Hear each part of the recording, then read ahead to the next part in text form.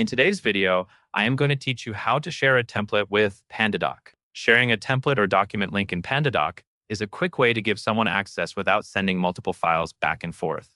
This is especially helpful when you want a teammate or client to review the same version you are looking at.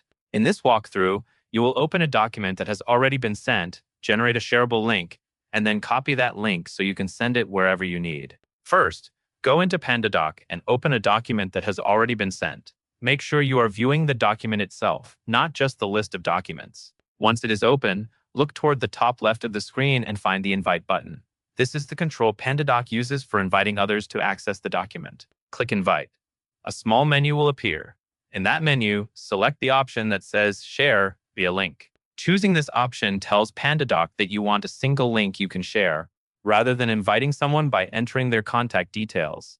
After you click Share via Link, Pandadoc will display a link on the screen. Take a moment to confirm you are sharing the correct document, since anyone you send this to will be using this exact link to access it. When you are ready, copy the link that is provided.